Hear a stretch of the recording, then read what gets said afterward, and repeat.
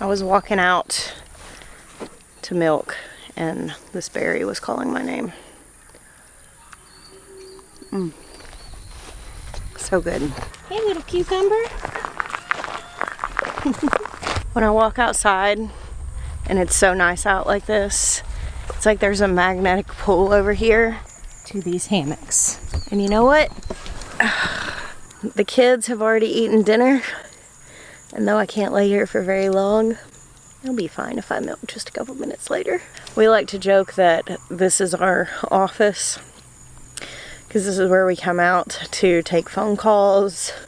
This morning I was out here working on some writing stuff with my laptop. When I first started talking about gardening and how every garden needs a chair because the best medicine for the garden is the gardener, and basically keeping in mind places to rest in the spaces you create, that was really just coming from my own experience of how I found success in the garden, because I didn't grow up doing work like that. I had a pretty typical millennial suburban American upbringing. Frankly, the hard work of the homestead, the garden, was a really hard thing for me when I first started out. Making a beautiful resting place in the middle of my garden space just really lent me the motivation to get a lot of stuff done.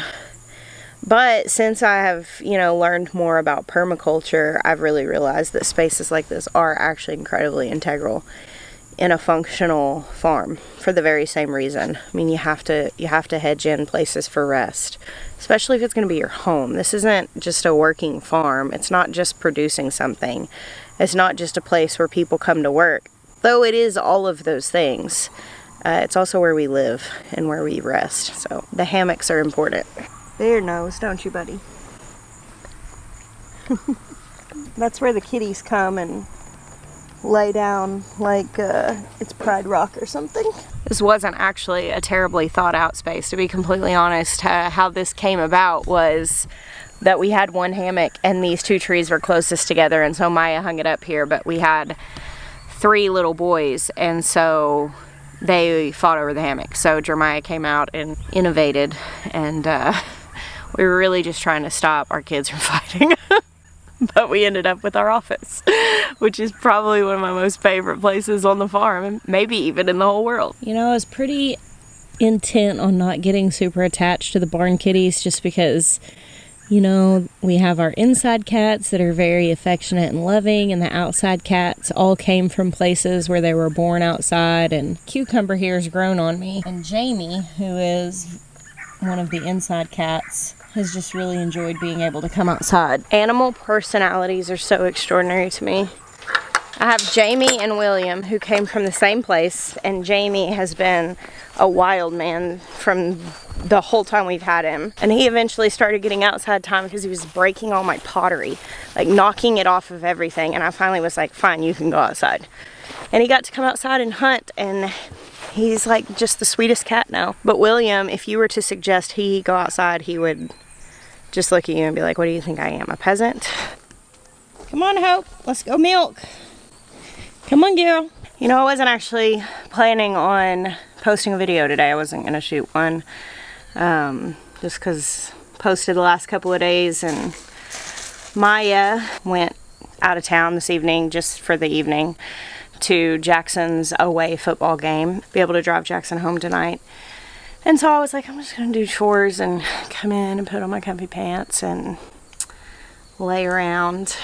But kind of went down a wormhole today, this evening, of the news. And I actually don't really watch the news a whole lot. I typically have enough to handle directly in front of me on a daily basis to be pretty consumed by what's right in front of me. But today I ended up kind of catching up on some different things and listening to some different people.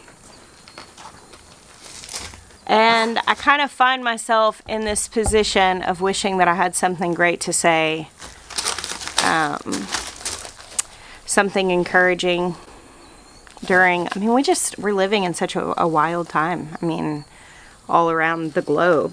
People are experiencing things that they've never experienced in their lifetime. and I don't have anything super great to say, but I do have cows to milk. And if I find a lot of peace in the rhythms of the things that I have to do that are directly in front of me every day, and just that deep fulfillment that comes from doing what you know you're supposed to be doing, I figured, you know, I could just turn on the camera and share that. So let's milk the cow. Maya and the guys have been working out here, getting this place looking just tip-top. Maya actually shot a video of them finishing these stalls. I think we're planning on putting that up tomorrow. But it looks really good in here. It's been kind of a workspace with lots of tools and everything. They're still here. They're just more, you know, together than they were. But it's really beautiful, don't you think? And with all of like the finishing touches in the barns, they've been doing stuff like hanging up different cabinets. Like this is just a cabinet that we pulled off some other job. I mean, it's just obviously a repurposed cabinet. Not fancy, but you don't need something fancy in a feed room.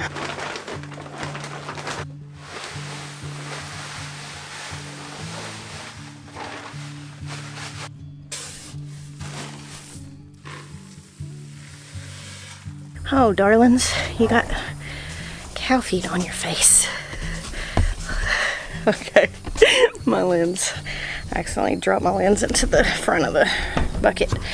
For the sake of giving you a laugh, a little escape, tonight I'm going to show you a part of the milking chore that I have never filmed before, because I am certain that it is so stupid looking.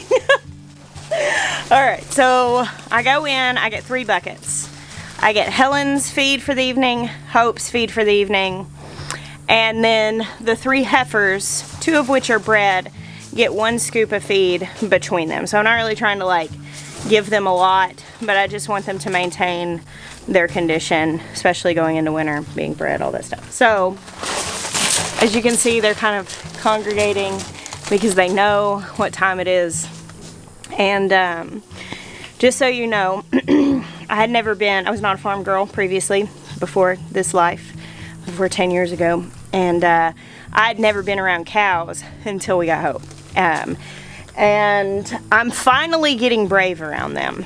And part of that is making sure I only come out with like closed-toed shoes and stuff like that. But they still scare me a little bit. Not like scare, but they're just, I'm intimidated by a 1,000-pound animal. And there are some people that are like pish posh, but you know, they could crush me. They're herd animals, so they don't want to crush me. But if the mood struck them, they could. And that keeps me in, I feel like, a healthy fear. So here's how this routine goes. Hope's food goes in, and Hope comes in. Kitties, get out of the way. Go on. Go, go, go. That's Helen. This is Hope. They know the drill, but sometimes Helen gets spicy, so I have to kind of keep an eye on. Back up, back up. Come on, Hope. Okay, Hope knows what to do. Most of the time she chooses to do it. It's one of those days where we're on the same page.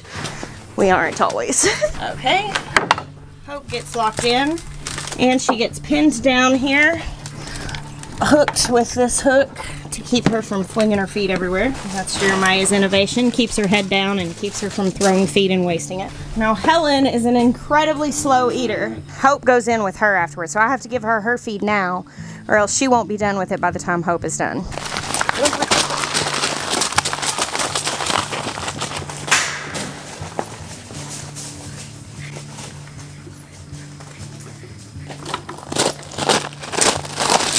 And next, the heifers get their bucket, which is just 1 scoop of feed.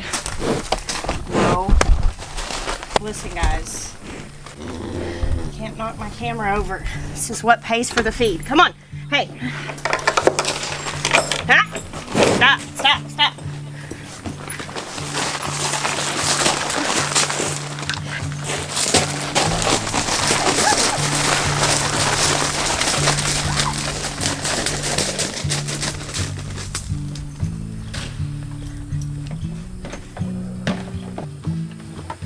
So the question is, Is the running strictly necessary?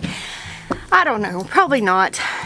Jemiah doesn't run, but from my perspective, it really feels like they're stampeding and they're gonna kill me.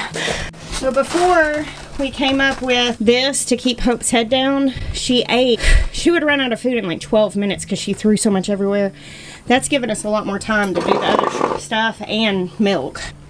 So now, super conveniently, right here in the milk room, which I already got this ready, I've got my soapy water, my pail, and over here I've got rags, and all of this is ready to go, which saves a lot of time. So a lot of you have noticed lately that I've been having some issues with my skin on my hands. It looks like I got burned really bad. It's actually eczema, and thankfully it's on the mend. Now stop it. Oh, she hit me with her tail and reminded me I hadn't put the kick bar on, so that's a nice thing to remember. So I remember I told you guys in the last video that Maya was out of town for a week, which meant I did way more hand milking than I normally do, which I already had the eczema, but that like flared it up really bad. He came home and I got a couple days break from milking. And I also texted my friend Rebecca Rhodes, who's like an encyclopedia of like natural remedies and holistic remedies. She told me about emu oil. So I got like a glove thing that holds moisture in. And for 3 nights in a row, I just slathered that area with emu oil and slept with that glove on. And the difference it made was completely mind-boggling. It's so much better. So I hand milked last night and it didn't bother it at all. It didn't make it any worse. So obviously doing it again tonight. We do have a machine, but it's very heavy. And I just much prefer hand milking, especially when it's just one cow, because it actually takes longer to properly clean the machine than it does to just milk the cow. Every time I'm running from those cows, I'm like, this is so dope. But I can't walk slow, I'm too scared, like I really am. Like sometimes I even scream. And there are some things that are just reality that just don't end up on YouTube. But I watched the news today and I was like, today is the day that we're running from the cows on YouTube. In all actuality, watching energy issues around the world, just hearing people be so divided, I do think it's incredibly wise to just have your house in order. You know, have food supply, have water supply to the best of your ability. I know people are moving out of cities en masse. People are starting gardens, they're getting their first cow. I hear about it all the time. I mean, I have such a unique stance, I think, in this whole thing, having this channel, because I get to hear from people all over the world. The number of people from different countries that I've talked to since having a YouTube channel is crazy. Considering really how few it was before YouTube, it really is amazing. You know, you see the news, you see your social media, which is, I think, you know, largely bent towards your beliefs based on what you look at, what you click on. I mean, I don't post a lot of like political beliefs or anything like that. So I feel like I'm in less of an echo chamber than a lot of people are. But it's probably still bent towards my beliefs and what I see, based on what I read. The YouTube thing, I mean, I'm hearing from all kinds of people. And I really am thankful to have such a diverse following. I mean, we have people from all walks of life, all over the place. Pretty broad demographic, which is what happens whenever you tell everybody that they're welcome at your table. But it gives me a unique stance in being able to hear so many different people's experience. And across the board, in all different walks of life, people are very concerned. And I have a lot of hope, but I also do think that it's great wisdom to have a stocked pantry, have a relationship with local food sources, have some way to, you know, have clean water, water filters, stuff like that. Because frankly, you have so much more freedom and power when you don't have to be fully dependent on somebody else for your basic necessities in life. And honestly, I think finding a place, like growing a garden, having places where you can help other people do that, work on preserving food, like these are all just productive things you can busy yourself with. I cannot imagine how I would be feeling right now if I was watching the news and I didn't have anything to do. Because frankly, coming out and having a laugh at myself running from the cows does give me a little bit of comic relief in a really stressful time. And you know, another thing that I think about, I'm a very visual person, so I'm just gonna let you guys into my process of dealing with things that sometimes feel overwhelming, that are ultimately outside of my control. And that's not to say that there are not things that you can do to change the world and change the course of current events and stuff like that. I'm not talking about that. I don't need anybody trying to like start a political argument or anything like that, because most people who are watching are just looking for a practical piece of advice to deal with their stress today, to deal with their stress on their next trip to the grocery store, or their next fill up at the gas tank, or when they're looking at the decisions that they have to make over the course of the next year. And for me, I like to imagine my peace, like what makes me feel at rest, like it's a tangible thing. Like I've got it wrapped around me, kind of like a heavy blanket. You know, and when I lay down, I imagine this peace that stills me and calms me. You know, for me, in my faith, I just often imagine it being like a hand that's resting heavily on me. When I take that heavy blanket and I hold it in my hand and I look at something and it's barreling at me, it's threatening me, it's something that's outside of my control. And this can be a lot of different things. Like my 16-year-old started driving this year, and every time that he gets in the car and drives away, I see this temptation, I see this opportunity where I could take my peace and just chuck it at that truck with my child in it. But I make a choice that my peace serves me best when it's wrapped around me, whenever it allows me to stay steady, to make solid decisions, to pray, to be thankful, to be hopeful. And when I watch the news, when I hear commentary, whenever I see reports of different things happening that truly alarm me, it's like I feel myself taking that thing off and rolling it up and getting ready to just throw it. And I have to stop and be like, no, I'm not gonna throw my peace at that. Because my peace doesn't do anybody any good when it's over there with that problem.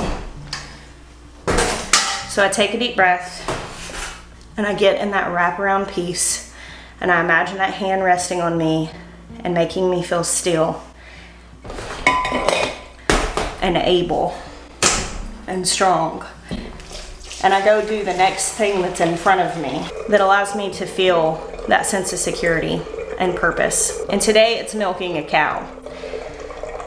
And while I can't not help everybody with this milk, for some people, this is helping that problem of those prices at the grocery store.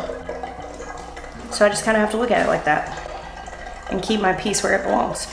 All right, a gallon of milk is cooling off. There's a little bit left in this, which goes to the barn kitties. Hey kitties, y'all want a treat? They already ate their food today. Get a little bit of milk. Happy kitties. Hope's been done for a good minute now, but I was trying to give Helen time to finish her food. She takes like 30 minutes to eat. I have to close this because when Maya's not here, sometimes Hope makes really reckless decisions. Yesterday I had to do the whole damsel in distress thing and call him because she just decided she was going to go in the barn and there wasn't anything I was going to do about it.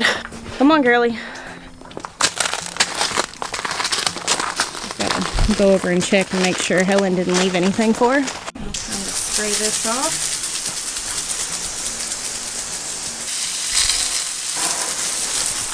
You know, the thing is that a lot of us have been feeling this urgency to grow food for quite a while now. And I don't ever want that to turn into a sense of pride, and I urge you not to let it if you're somebody who's been prepared for a long time. There is that little temptation of I told you so that might try to pop up. That doesn't do anybody any good. But if you've been feeling an urgency to grow food and all of a sudden you kind of take a look around and survey the world and realize that that very much was for a reason, that should make you feel brave and hopeful that it's not like this is happening to you blindly. You know, watching food prices go up and hearing people talk about shortages, knowing that you can have that unction to do what you need to do ahead of time and that you can hear it and follow it. Doesn't that make you feel brave? It makes me feel very brave and very hopeful. And the truth is that whenever I get afraid, and I do, it feels very concerning to me sometimes. I like to hang on to my peace, do the next best thing in front of me, and remind other people to do the same. And I think maybe that there's a lot of power in that. So thank you guys for milking the cow with me tonight. And you know, guys, I pray that you can feel that weight of peace just on you like a heavy blanket, like a hug right now. I bless you. Until next time.